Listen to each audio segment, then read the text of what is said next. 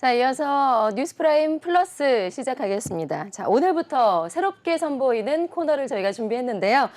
통통 튀는 통계 뉴스, 통통통 시간입니다.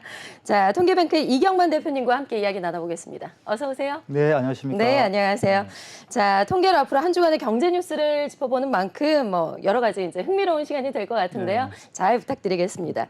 자, 오늘 첫 번째 주제를 보니까요. 우리 한국의 방산 수출에 대한 통계를 통해서 이슈를 좀 살펴보겠습니다. 자, 최근에 폴란드에 우리 한국산 무기를 25조 8천억 원을 수출한다라는 기사를 얼마 전에 봤는데요. 그야말로 한국산 방산 수출이 대박이다라고 볼 수가 있을 것 같아요. 얼마만큼 증가를 했을까요? 네, 그래프를 보겠습니다. 네, 그래프 한번 볼까요? 네. 네, 지금 나오고 있네요. 네. 2019년과 2020년에 약 30억 달러, 우리나라 돈으로 약 3조 2천억이었습니다. 예, 예. 근데 이러던 것이 작년에 170억 달러, 우리나라 돈으로 204조 원으로 4.6배나 예, 5배 가까이 증가를 한 거네요. 예. 네. 그래서 우리나라 산업이 새로운 캐시카우가 지금 되고 있고, 또 오늘도 그 루마니아 등에서 한 12조 원 정도의 수출 상담을 좀 하고 있습니다. 예. 오늘도 추가로 들어왔군요. 그야말로 우리 한국의 효자 수출 종목이라고 할 수가 있을 것 같은데. 앞으로 그리 될 것 같습니다. 네. 자, 그렇다면요. 이렇게 우리 방산 수출이 증가한 이유도 궁금하고요. 어떤 무기들이 특히나 수출이 됐을까요? 예. 저 멋진 전차 좀 보여주시겠습니까? 네, 사진 함께 보실까요? 네. 저게 가장 인기 있는 현대 로템에서 만든 K2 전차입니다. 네. 이렇게 방산 수출이 급증한 이유는 우크라이나, 러시아 전쟁 때문에 전 세계적인 수요가 폭증하고 있습니다. 예. 특히 러시아와 국경을 맞닿아 있는 폴란드라든지 루마니아, 동유럽 국가에서 우리나라 무기를 엄청 좋아하고 있습니다. 예. 더구나 이제 향후 또 러시아 사태 또 빚을 수 있으니까 그 자주 국방에 대해서 엄청 큰 관심이 있게 되면서 우리나라의 어떤 전차, 자주포, 항공기, 잠수함 모든 분야에서 이렇게 수요가 많습니다. 네. 특히 폴란드의 K2 전차를 980대 18조 원을 수출하기로 했고, 또 자주포는 4조 원, 네. 또 공격기는 3조 8천억 수출하는 계약을 작년 7월 달에 체결했습니다. 예. 그런데 이제 K2 전차의 사업 완료 시기가 2034년까지입니다. 아마 그때까지는 우리나라 산업이 큰 물량을 확보했다. 네. 그런 점에서 정말 뿌듯한 쾌거입니다. 네. 그만큼 우리나라의 방산 기술도 상당히 많이 발전했다라고 볼 수가 있을 것 같은데 자부심이 좀 느껴집니다. 수출 실적도 말씀해 주신 대로 지금 상당히 어마어마한 상황인데 자, 이런 방산 수출이 우리 기업들이나 투자자들에게 좀 시사하는 바가 어떻게 될까요? 자, 우선 그래프를 볼까요? 네. 자, 국가별로 무기 수출 순위가 나오고 있습니다. 현재 우리나라는 세계 무기 수출 시장에서 차지한 비중이 아직은 2.8%에 불과합니다. 세계 8위이고요. 네, 8번째 있고요. 미국이 39%, 거의 40% 차지하면서 525억 달러, 약 60조를 수출하고 있습니다. 다음이 이제 러시아이고, 이것은 미국의 절반 규모입니다. 프랑스가 한 11% 점유율을, 그다음 이제 중국, 독일, 이탈리아가 우리 앞에 있습니다. 그런 점에서 아직 우리나라는 가야 될 길이 이제 막 대박이 터지긴 했지만 앞으로 가야 될 길이 많습니다. 그렇지만 그 전 세계에서 뭐든지 만들어나는 그 나라가 4개 있습니다. 그게 혹시 어딘지 아십니까? 글쎄요, 뭐든지 만들어내는 나라요? 우리나라 뭐든지, 들어갈 것 같고요. 뭐든지 만드는 나라가 4개 있어요, 4개. 그게 우리나라, 중국, 일본, 대만. 아시아 나라가 다 들어갔군요. 그래서 아마 제조업 강국으로 우리나라는 앞으로도 방산 분야에서 계속 성과가 아마 나올 것 같습니다. 저 그래프에서 보듯이 4대 방산주 목표 주가 좀 띄워주시겠습니까? 벌써 그 그래프에 주가로 어떤 상황들을 설명하고 있습니다. 이미 주가에도 다 반영이 됐군요. 그래서 국내 대표적인 방산 회사가 한국 항공우주산업, 한화 네. 에어로스페이스, 그다음에 현대 로템, LIG 닉스온 등입니다. 아마 이들 회사를 비롯한 방산 분야의 기업들은 앞으로 계속 그 주가가 좀 상승할 걸로 이렇게 전망이 되고 있습니다. 예. 그래서 기업이나 시청자분들께서도 앞으로 이런 분야에 관심을 가지시면 좋은 기회를 가질 것 같습니다. 네. 방산 분야의 기술 개발이라든지 또 뭐 스타트업, 뭐 또 투자, 뭐 입사, 심지어 뭐 무기 수출을 위한 해외 세일즈라든지 아마 네. 좋은 기회들이 많이 있을 것 같습니다. 네. 이미 주가에도 어느 정도 반영이 되긴 했지만 앞으로의 시장도 충분히 그렇지. 전망이 예. 밝다라는 예. 말씀이신 거죠? 알겠습니다. 자, 이제 통계를 보는 경제 뉴스 두 번째 이슈 살펴보겠습니다. 자, 전에는 퇴직하고 나서 사실 편의점을 하려는 분들이 상당히 많았는데요. 그런데 요즘에는 20대에서 편의점주가 상당히 많아졌다고 해요. 예. 이것도 좀 통계로 살펴볼 수 예, 있을까요? 예. 정말 재미있는 통계입니다. 네. 볼까요? 우선 그래프를 보면 2019년에 사실 뭐 한 4, 5년 전이죠. 네. 4년 전인데 그때 20대의 편의점주 비율이 겨우 6%에 불과했습니다. 네.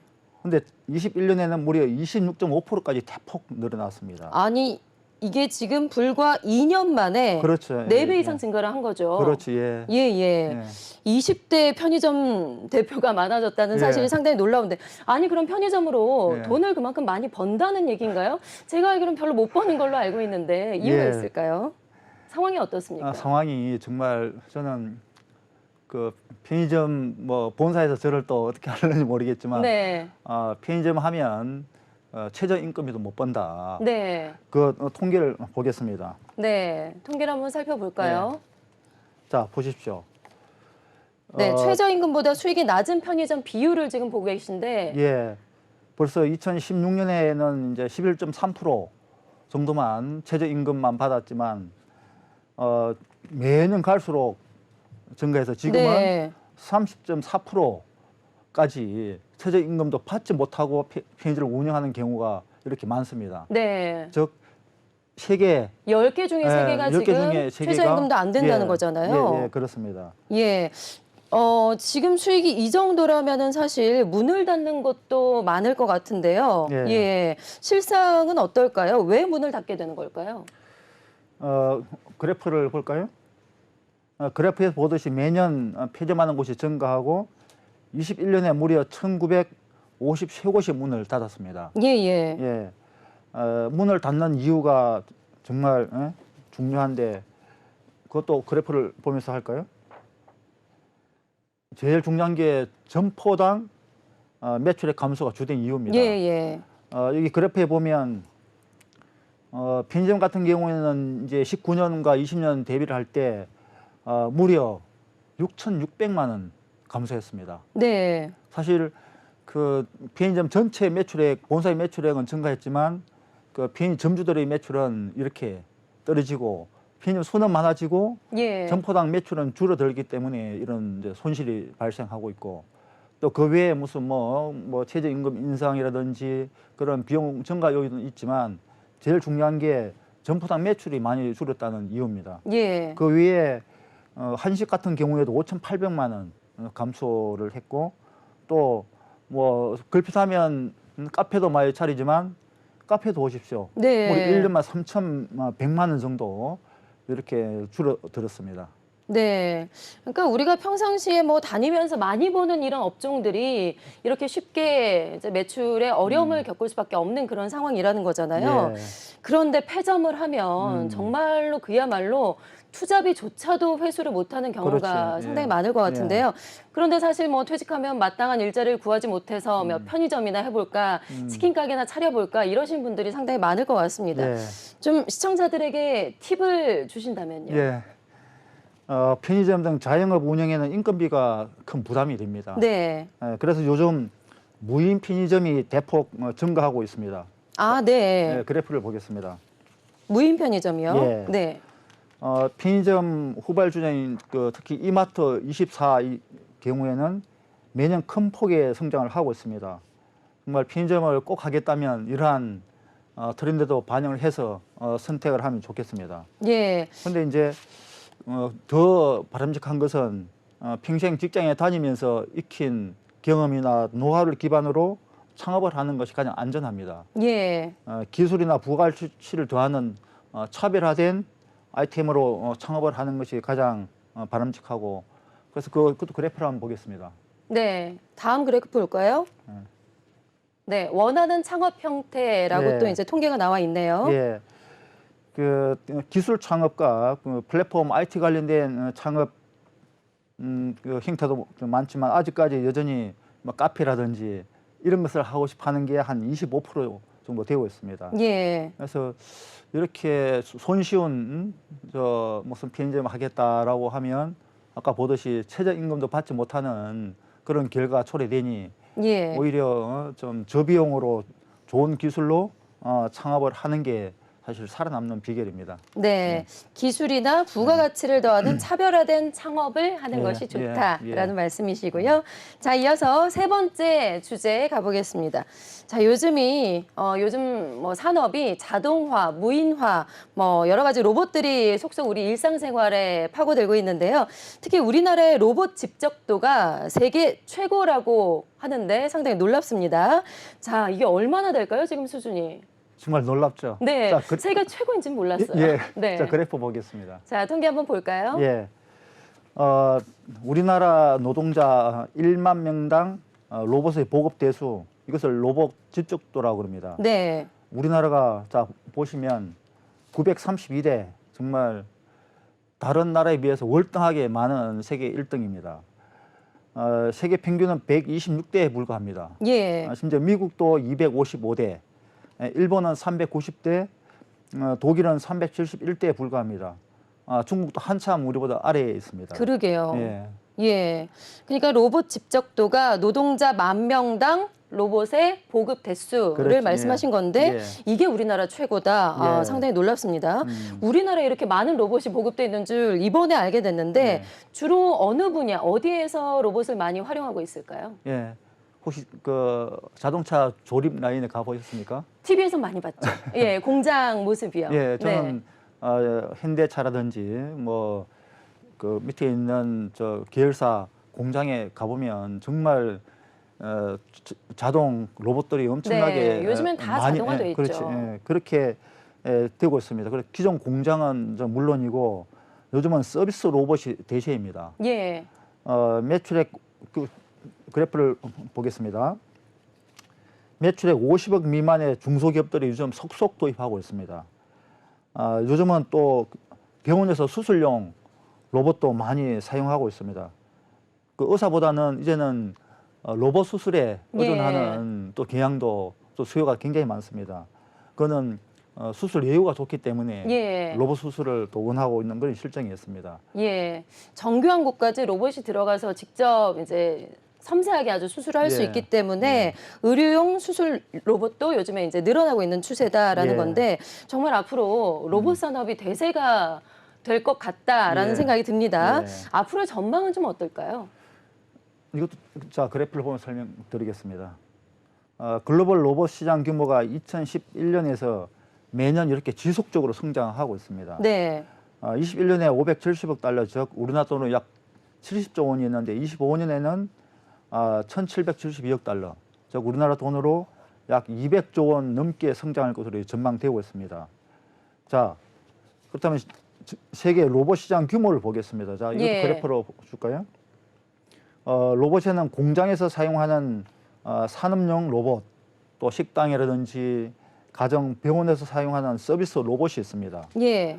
현재는 산업용 로봇과 서비스 로봇의 비중이 같습니다. 네. 근데 그래프에 보듯이 2030년이 되면 어떻습니까? 뒤바뀌게 되네요. 예, 그야말로 예. 서비스 로봇이 훨씬 더 늘어나게 훨씬 더 되고. 많이 늘어나게 됩니다. 그래서 앞으로 서비스 로봇 분야에는 무궁무진한 기회가 있을 거다, 그런 기대를 예. 하고 있습니다. 서비스 로봇이라면 구체적으로 어떤 로봇들을 좀 꼽아볼 수가 있을까요? 그야말로 서비스, 예를 들면 식당에 가면 요즘 서빙해주는 서빙 로봇. 하고 있죠. 네. 그다음에 뭐 어떤 간병하는 또 로봇이 있죠. 네. 뭐 심지어 어떤 그 반려견 같은 로봇이 있죠.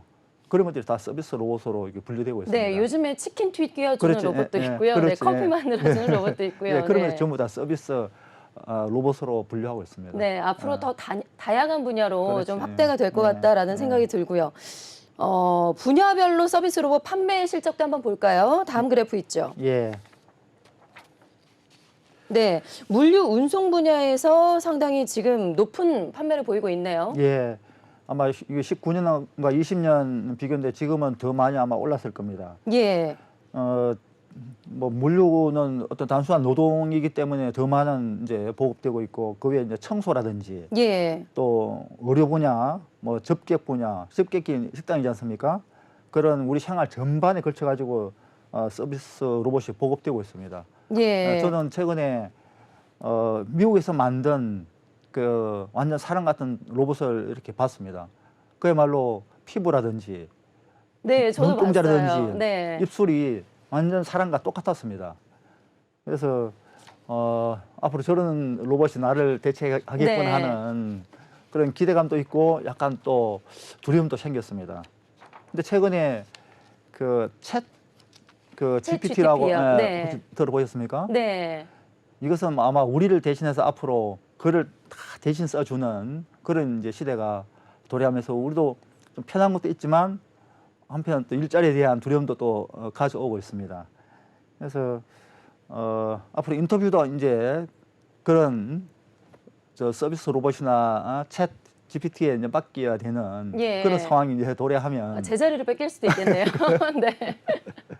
네. 그래서 이제 앞으로 그 자녀 교육이라든지 투자라든지 무슨 사업을 창업을 한다든지 할 때는 그런 부분을 특별히 염두에 두고 네. 이렇게 준비하면 좋겠습니다. 네. 앞서 보신 분야별 서비스 로봇 판매 통계가 2019년의 판매량입니다. 지금은 이보다는 훨씬 더 늘었을 것 그렇지. 같아요. 예. 네. 이걸 염두에 두시고 그래프를 좀 보시면 좋을 것 같고요. 자, 통계로 보는 경제 뉴스 네 번째 소식 살펴보겠습니다. 자, 지금 우리나라가요, 미국과 중국 사이에서 시소타기를 하고 있죠. 미국은 중국을 견제하기 위해서 지금 반도체 부품 수출 금지 등 뭐 여러 가지 많은 규제들을 하고 있는 그런 상황입니다. 또 미국은 우리나라를 중국의 포위망에 동참하라라고 요구를 또 하고 있는데, 하지만 사실 대표님, 우리 입장에서는 뭐 중국을 버리고 갈 수는 없잖아요. 중국에 그만큼 우리가 수출이나 수입이나 여러 가지 의존을 할 수밖에 없는 그런 산업 구조이기 때문인 것 같아요. 예. 정말 우리 정부 당국자의 가장 큰 어려움이고 또 우리 기업인들의 가장 큰 어려움이 바로 이 문제입니다. 예.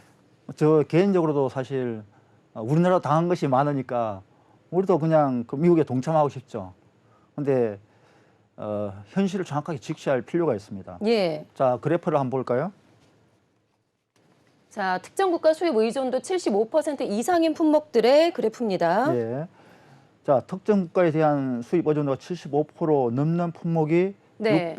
636개입니다. 예. 근데 이 중에 중국에 의존돼 있는 게 351개. 예, 역시나 중국이 가장 높네요. 예, 55.2%가 우리가 다 의존돼 있습니다. 예. 일본이나 미국은 각각 83개, 49개에 예. 불과합니다. 있긴 있는데 비교가 안 될 정도입니다, 중국하고는. 그러니까요. 근데 수입 의존도가 90% 이상 되는 품목도 331개입니다. 예. 근데 그 중에서 중국 의존 품목이 178개, 52%나 차지하고 있습니다. 그러니까 이런 상황에서 우리가 미국에 동참하고 중국을 배제할 수 있겠냐 하는 현실적 한계가 있습니다. 예. 또 다음 또 그래프 보겠습니다. 자, 이어서 다음 통계 보겠습니다. 네. 한국의 주요 수출 품목의 국가별 비중인데요. 예. 자, 바로 작년 22년도에 수출한 주요 품목들인데 반도체, 우리가 뭐 반도체 수출 강국이라고 그러죠. 네. 그다음에 화공품, 또 기계류, 대중 수출 비중을 보면 정말 놀랍습니다. 반도체는 홍콩을 포함해가지고 중국에 55% 의존하고 있습니다. 예. 그제 미국은 중국을 이렇게 반도체 산업을 억제하기 위해서 우리에게 엄청난 프레스를 가하고 있는데 우리는 지금 중국이나 홍콩에 55% 수출하고 있단 말입니다. 근데 미국은 7%입니다. 또 화공품도 34%, 예. 또 기계업종도 26%. 그리고 우리나라 주요 산업을 수출까지도 중국에 의존하고 있는 상황에서 과연 우리가 미국에 그냥 바로 동참할 수 있겠냐 하는 딜레마에 그렇죠. 다 빠져 있습니다. 예, 절대적으로 뭐 중국에 지금 의존하고 있는 그런 상황인데 그렇지. 예. 그런데 반도체 수출이 이렇게 많긴 한데 문제는요. 예. 중국의 기술력이 점점 더 높아지고 있다라는 거죠. 예. 지금 중국이 뭐 여러 가지 첨단 기술 분야에서 미국이나 우리나라를 다 추월하고 있는 그런 상황이라고 볼 수가 있을 것 같아요. 예. 어떻습니까, 지금 현상이? 정말 표를 보면 정말 놀랍습니다. 예. 자, 그래프를 보겠습니다. 자, 다음 통계 한번 볼까요? 네. 2012년하고 22년 그야말로 10년간의 변화를 보여주는 그래프가 되겠습니다. 매경 미디어 그룹이 보도한 자료에 나와 있는 통계인데 향후 그 3대 주요 산업 즉 웨어러블, 그다음에 기계학습, 주로 AI라고 그러죠. 예. 그다음에 자율주행 분야에서 중국의 약진이 정말 두드러지게 돋보이고 있습니다. 우리나라는 2012년에 30위에 들어간 기업이 6개입니다. 6개. 네. 근데 이제 10년 뒤에는 우리나라가 2개 증가했습니다. 똑같은 시기에 중국은 한 개도 없었습니다. 예. 근데 10년 뒤에 22년에는 무려 17개 기업이 생겼습니다. 근데 미국도 자율주행 분야에서는 좀 기업이 증가했지만 웨어러블, 기계 학습 분야에서는 오히려 중국이 뒤지고 있습니다. 예. 정말 이 정도로 중국의 어떤 기술력이 세계적으로 경쟁력이 커지고 있습니다. 아마 이러한 추세는 더 심화될 것으로 이렇게 보입니다. 좀 그래프를 통해서 보니까 수치를 보니까 상당히 좀 걱정스럽습니다. 예. 네. 주요 품목의 수입도 다 중국에 의존돼 있죠. 예. 그다음에 수출도 의존돼 있죠. 그리고 기술력도 따라잡고 기술력도 있죠. 따라잡고. 네. 예. 역시 땅덩이와 인구는 무섭군요. 네, 걱정이 됩니다. 예. 현실이 이러다 보니까 사실 우리가 미국의 요구에 다 맞춰줄 수 없는 그런 상황인 거잖아요. 예. 사실 국민 정서도 중국에 대해서 상당히 부정적인 그런 정서, 인식이 많이 늘어나고 있는 것 같습니다. 예. 이것도 통계가 좀 있을까요? 예. 자, 한국인의 반중 여론 그래프를 보겠습니다. 우리나라 국민들이 대중 반감도는 그래프에서 보듯이 점점 저렇게 매년 심화되어 왔습니다. 2002년에는 31%에 불과했는데 20년 만에 무려 80%까지 이렇게 늘어났습니다. 네. 이게 왜 이렇게 늘어났을까요? 중국의 그 안하무인적 태도, 또 인권 탄압, 최근에 또 대만과의 관계, 예, 예. 그리고 이제 코로나19의 어떤 확산에 크게 뭐 진원지다 이런 이유 때문에 이렇게 반중 여론이 지금 점증하고 있습니다. 예. 그래서 사실 우리나라도 앞으로는 좀 중국의 의존도를 많이 줄여야 될 것 같은데, 무조건적으로, 필수적으로 줄여야 예. 될 것 같은데, 아시아나 다른 국가로 좀 진출할 필요성이 느껴집니다. 예. 이와 관련한 통계도 좀 있을까요? 예. 자, 이것도 통계를 보겠습니다. 우리나라 기업들도 사실 중국에서 철수를 이렇게 하고 싶어 합니다. 예. 무려 55.5%가 중국에서 사업을 중단하거나 철수하려고 지금 생각하고 있습니다. 예. 절반 이상이 지금 접고 있다는 거죠. 그래서 뭐 중국 당국자가 이 사실을 좀 알았으면 좋겠습니다. 예. 그리고 하지만- 기존의 계획을 유지한다라는 게 한 35% 정도 나오고요. 예. 예. 사업 확대는 한 7.3% 정도 예. 불과하고 있습니다. 그래서 지금 중국에서 나와서 저기 베트남, 인도, 이제 인도네시아로 이렇게 다 이전하겠다 하는 주위의 어떤 기업인들이 참 많습니다. 예, 맞아요. 예. 그래도 중국을 우리가 완전히 버릴 수는 없잖아요. 예. 이웃 국가로서 어느 정도 관계는 분명히 유지를 해야 될 것 같은데 네. 어떤 좋은 방안이란 게 있을까요? 이 문제는 정부 당국자라든지 뭐 중국 예. 전문가라든지 뭐 우리 기업인들이 가장 고민하는 문제이고 이에 대한 과연 솔루션이 있겠냐 하는 참 그런 부분이 있습니다. 그래서 저도 예. 이에 대해서 정확한 답을 내기는 어렵지만 이제 우리 그 시청자를 위해서 정말 고민하고 뭔가 하나의 인사이트가 되는 그런 통계를 하나 찾았습니다. 예, 예. 즉 이제 중국은 제조업 분야에서 우리나라를 이미 넘어섰고 그다음에 서비스 업종에서도 우리를 추월할 것입니다. 따라서 이제는 중국에서 제조업보다는 이제 제조업을 해서 돈을 버는 시대에서 주식 등 투자를 해서 나는 스펙인을 해서 돈을 버는 게 훨씬 나은 전략이다. 예. 투자를 보겠습니다. 그 최근 발표된 자료입니다. 그 한국 예탁 결정에 따르면 국내 개인 투자자들이 작년에는 전부 다 매도를 했습니다.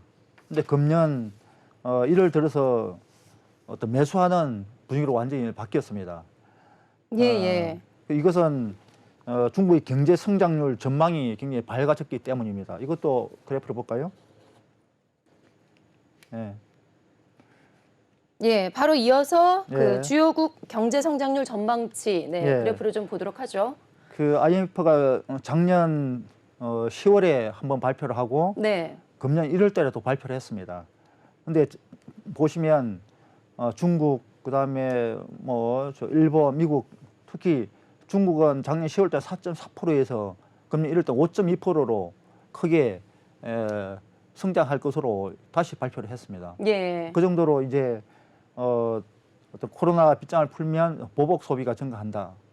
그다음에 이제 그 시진핑의 권력 안정기에 접어들면 이제 어떤 정치적, 경제적 그런 시스템이 작동이 하고 또 특히 그 세계의 공장이 이제 중국이니까 중국의 어떤 경제가 본격화되면 네. 아마 큰 기회가 있지 않겠냐 해서 투자가 많이 하는 것 같습니다. 네, 경제 성장률 전망치도 상당히 좋고 중국의 리오프닝 기대감도 상당히 높아지고 있기 때문에 중국에 또 관심을 가지고 투자 분야에서 기회를 찾는 것도 네. 좋을 것 같습니다. 자, 오늘 첫 코너로 전해드린 통통통 코너 통계뱅크 이경만 대표와 함께했습니다. 고맙습니다. 고맙습니다. 네, 이상으로 MBN 뉴스프라임 여기서 마치겠습니다. 함께해 주신 여러분 고맙습니다.